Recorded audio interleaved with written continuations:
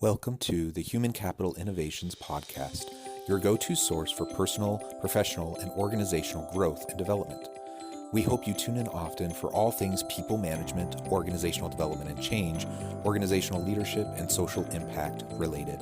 Maximize your personal and organizational potential with Human Capital Innovations Podcast.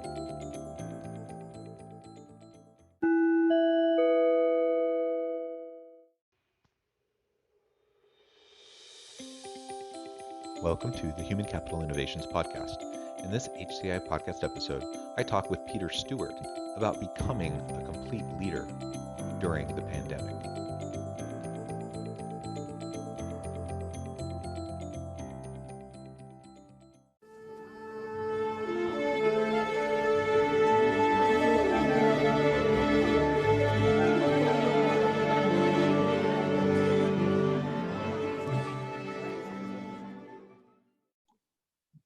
Peter Stewart, welcome to the Human Capital Innovations Podcast. Thank you. It's a pleasure to join you, John. Appreciate you having me on the show. Yeah, I'm really looking forward to it. Welcome. You're joining us from Eastern Oregon. I'm here in Utah. We're having fun before we started recording, talking a little bit about, our past and where we're from and all that sort of stuff. And it's always fun to make those sorts of connections and see where we have, overlap, with our histories and everything.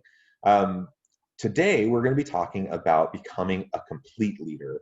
So generally, the concept of complete leadership and developing ourselves as complete leaders, but also looking at that within the context of leading during disruption and specifically leading during the pandemic.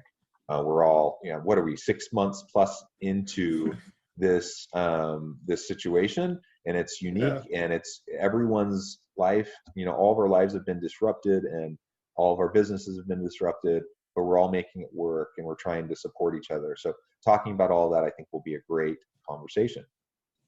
As we get started, I just wanted to share Peter's bio with everyone.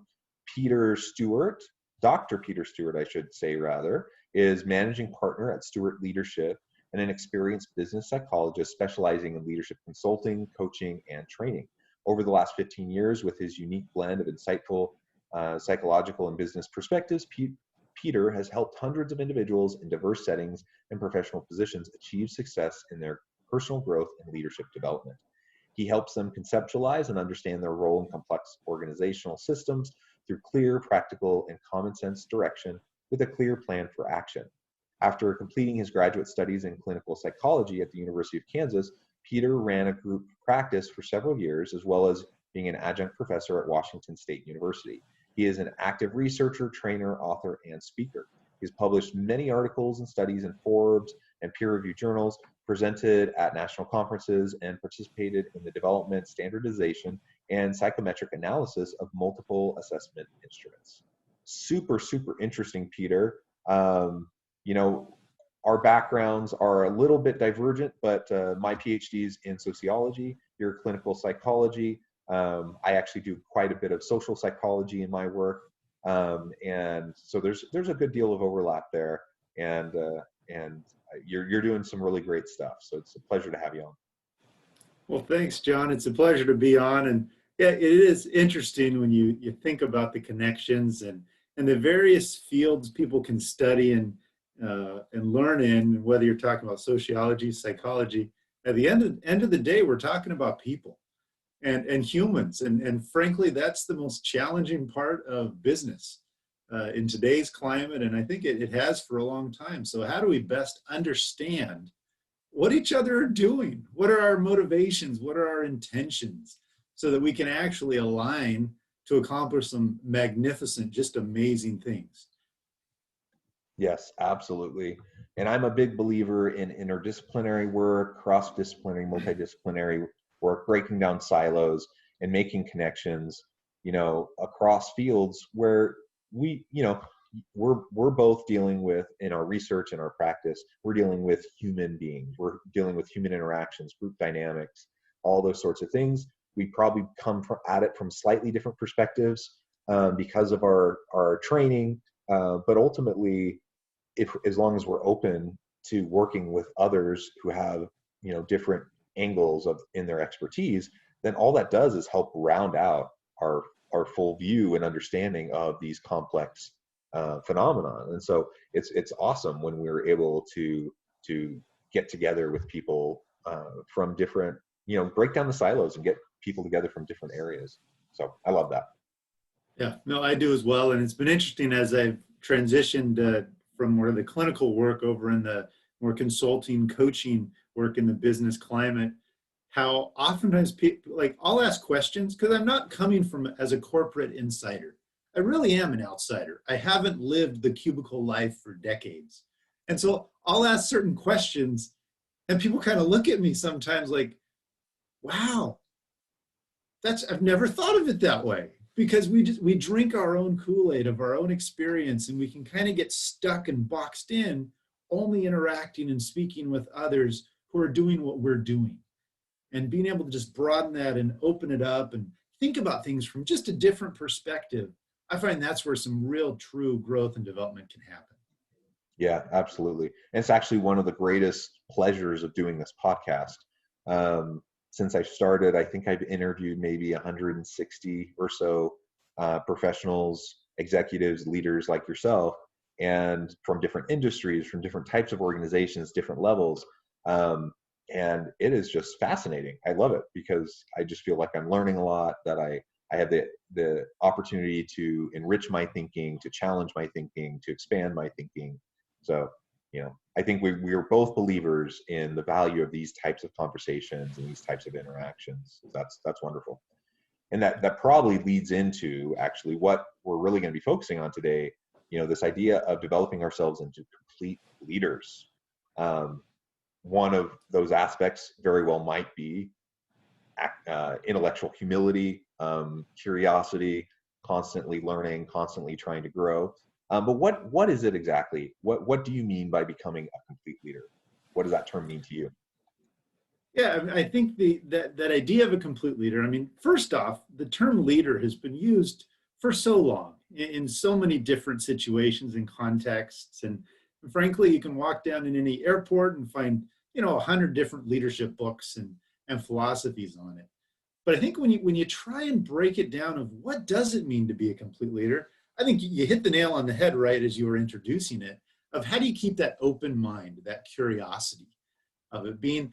There's a gem I've heard my dad use for years. And my dad actually started the firm Stewart Leadership 40 years ago.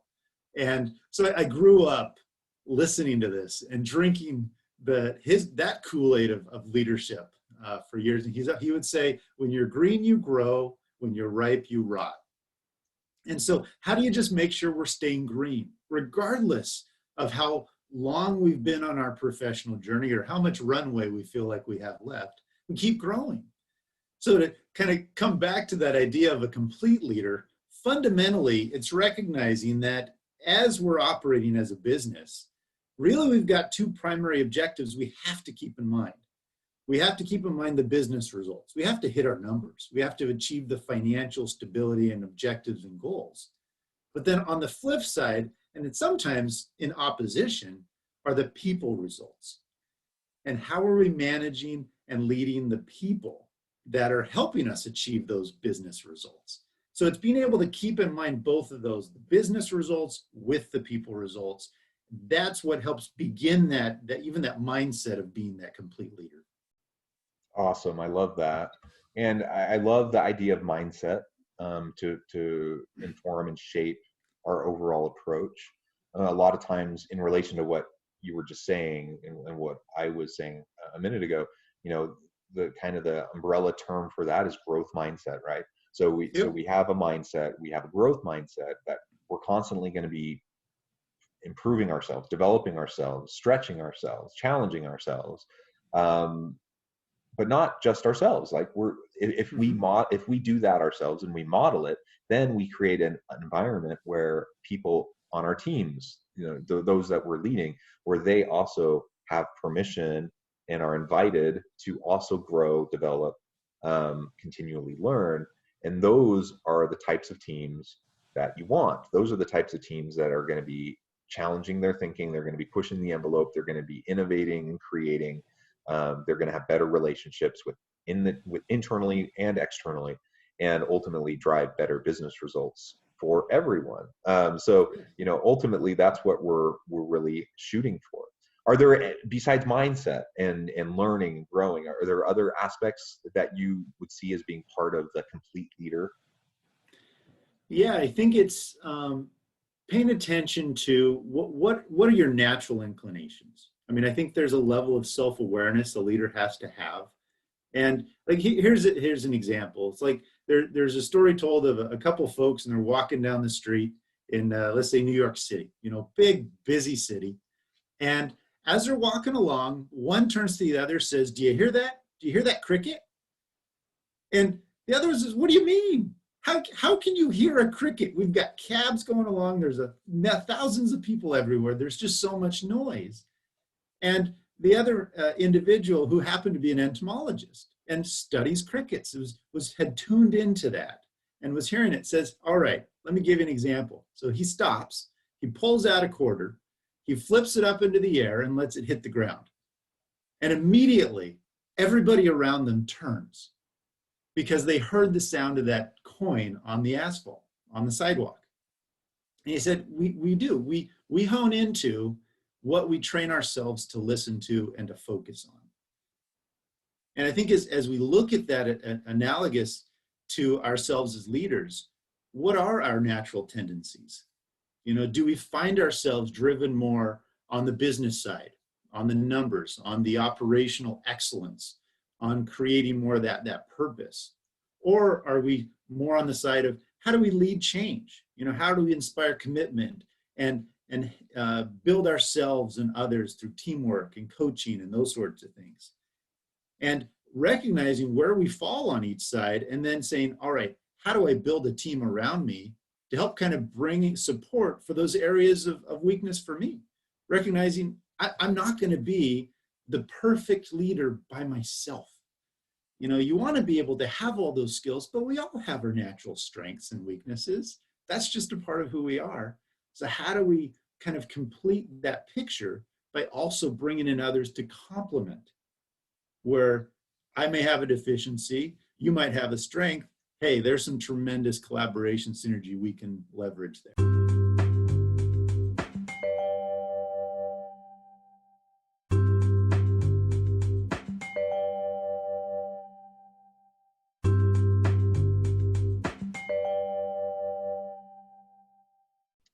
Yeah, absolutely. And so that requires us to know our people well, right? Yes. So that we can know strengths, we can know potential areas of weakness to support them and to help them grow, Mm-hmm. as well as so we can complement each other. Um, so let's talk about relationships then for a Sure. minute, because I think that's a really key, important part of being the complete leader.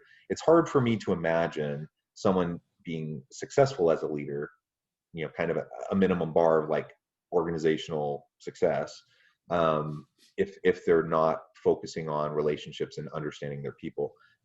I definitely can't imagine someone being labeled as the complete leader, if they don't have those types of relationships. So what how do we go about developing and maintaining, sustaining those types of workplace relationships that can drive team success and organizational success?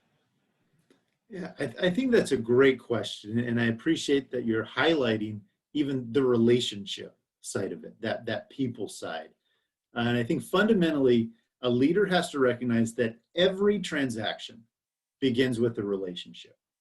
It doesn't matter whether this is a sales transaction or any other activity that occurs in the office space or the work from home space, whatever that might be in today's context. So everything comes down to those relationships. And so as a leader, it's paying attention to fundamentally, you have 4 critical relationships you have to monitor at all times. You have to, and if, kind of think of yourself as in the center of this compass rose. And above, you got your boss relationship, your supervisor manager. Then on the south end of that compass rose, you have your direct reports, those that you are leading, you are guiding. On the east, you have your peers. Those are the individuals you're having to collaborate with, you're having to share resources with. And then on the west side of that compass is customers. You know, what is it that you need to do to meet their needs, to deliver, anticipate what they need before they even have it?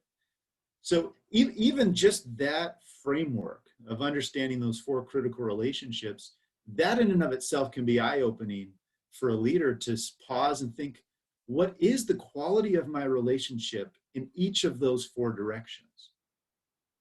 Can I identify who those individuals are that fall in each of those categories? And can I ask this simple question? What do they need from me? And that begins just this conversation and insight and awareness of, wow, are there gaps? Do I really understand what I need, what they need from me? And then what do I need from them? And then you begin that process of filling it in. And that only happens through conversations and through intentional dialogue and actions. Yeah, finding opportunities for those regular touch points, right? Yeah. So, in the world of HR, there's the idea of the annual review, the annual performance review has long been under fire, and rightfully so, Yes. because it's utterly stupid to think that you would only evaluate someone on their performance and have a performance dialogue once a year, right? And so for a long time, there's been a shift away from that kind of an approach, even though there's lots of organizations that still do it. But there's been a shift towards a more regular cadence with your people, so you can have those conversations. And it doesn't need to be formal all the time. You just need to have regular touch points where you can have, sometimes formal conversations, but a lot of times just really informal, brief opportunities to touch base, see what they're working on, see what their challenges are, see how you can support each other, and answer questions, and just make sure that they understand that you're there, that you're ready and willing to coach and mentor, support. That's kind of it. Like it's fairly simple, and it doesn't require any complex software system. It can literally just be you making an intentional effort to get connected with your people on a regular basis. So this actually connects to my next question, and the next kind of where I hope this conversation will go is how do we do this right now? Because 6 months ago, most people were in a shared office space and we were interacting, and you had just those organic moments where you're getting a drink, or you're going to the elevator, or you're walking by someone's office and you stop by to say hi. All those for a lot of people have vanished because, not everyone, but a lot of people are still working virtually. It looks like you and I are both working from home right now. And so we're not with our people all the time. How do we have those more informal, organic types of cadence opportunities for dialogue in this environment? Yeah. And I think that you're touching on the key issue that I think so many leaders have been struggling with over these last several months with this shift in a remote or virtual workplace, because you can't just count on, I'll run into them sometime over the next couple weeks or so, and we'll have a quick little connection. You used a phrase, Dan, just as you were introducing this, of intentionality, of being more intentional about it. And I think that's the only way it can work when we are operating, particularly in more of a remote setting. And then even as we begin transitioning back into where some places or workplaces are opening up more, we're going to be in a hybrid type environment as far as many organizations, I would say, for the foreseeable future. I mean, I think that's going to become more the new normal. So it requires that intentionality of how do you schedule those zero agenda talks just to connect. And they're the little 10, 15 minute when you do put it on the calendar, or will some leaders where they'll make sure meetings are, a 50-minute meeting instead of an hour. But yet on their Zoom call or Teams call or whatever, that first 5-10 minutes, they just let people have that chit chat, that social connection, or they'll start at the top of the hour, end the meeting, at 25 or at 50, and then say, hey, I'm going to stay on if anybody just wants to talk, do that. Or you can even have the intentional breakout rooms where you just, get people off to say, okay, guys, for 5 minutes, we're splitting you up in groups of 3, chit chat about your weekend, make that connection. So that's building that camaraderie among the team. But as the leader, it's recognizing not every conversation I have with my people is going to have to be 100% direct business strategic objectives and accomplishment toward those. You have to understand, what are the challenges they're facing? You know, do they have 3 kids that they're homeschooling, taking care of an elderly parent? Do they have a spouse or a significant other that may have some health issues that's getting in the way of their ability to return to the workplace? So there's the increased empathy and understanding, but it all comes down to being intentional and caring about really learning about them as a person, as a human, what they're going through. Yeah, I really like that. And it reminds me really early on, maybe 3 weeks into the COVID shift, and now everyone's working from home, every organization's scrambling to try to figure out what they're going to do. I was invited to a leadership meeting at an organization and to observe, and it was very clear that people were very stressed. The stress level and anxiety level was very high. People had been scrambling, trying to make things work, and it just seemed like the energy level was low. It just seemed like burnout, anxiety, stress, right?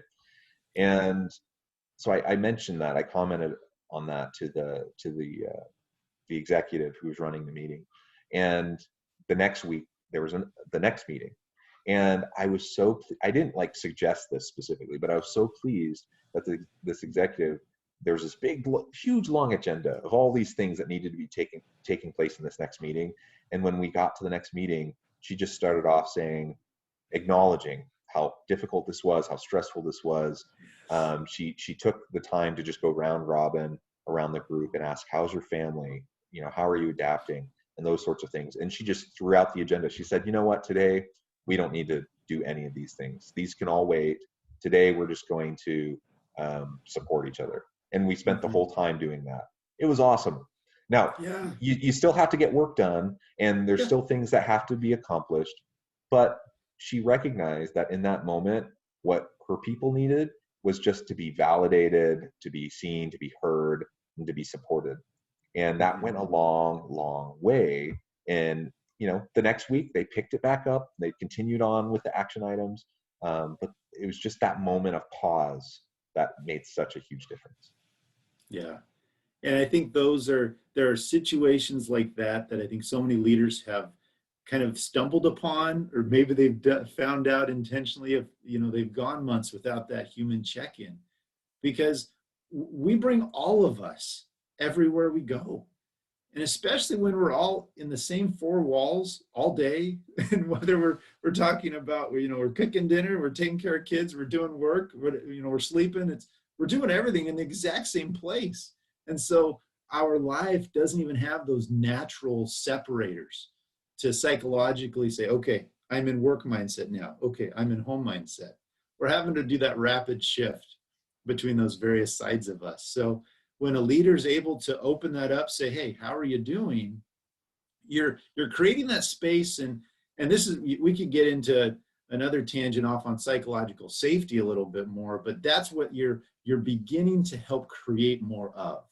When you're allowing that individual to bring their whole self to the workplace and not have to feel like they have to, feel guilty or justify the fact that, yeah, okay, I got a kid with strep throat in the back, and they're doing the best that they can. Now, it doesn't mean you take away standards. You still maintain the standards and you clarify the expectations, but you've also recognized that, hey, we're in a remote work setting. This isn't like Office 2.0, where we just transition everything, all the expectations, the standards, the rules from the office into now a remote setting. It's no. What is going to work here and now to leverage this situation so we can get the most done without burning ourselves out? Yeah, absolutely.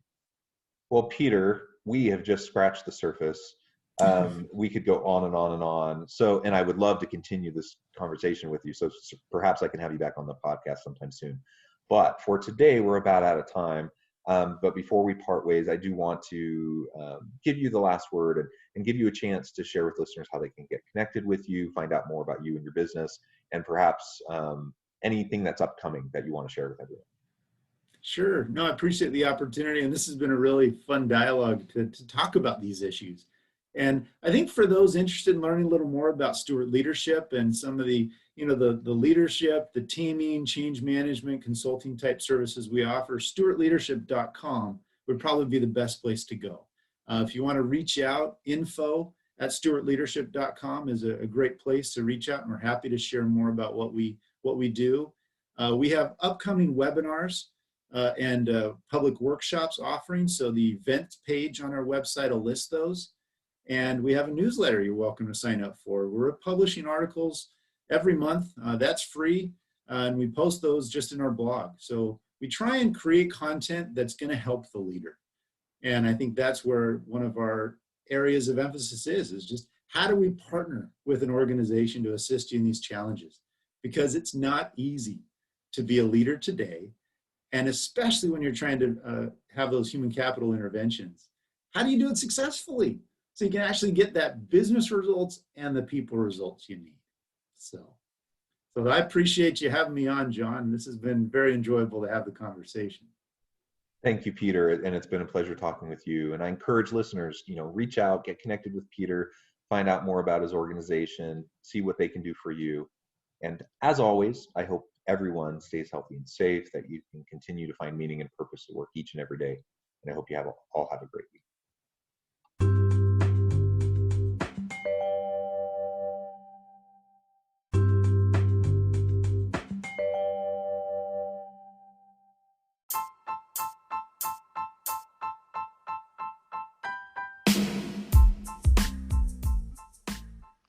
We are excited about the launch of HCI's new magazine, Human Capital Leadership.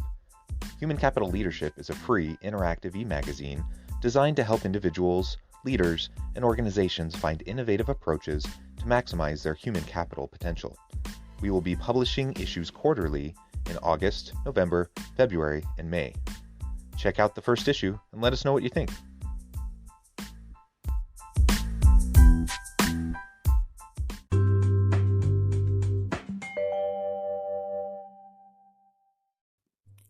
Thanks again for joining us for this episode of the Human Capital Innovations Podcast. I hope you stay healthy and safe and that you have a great week.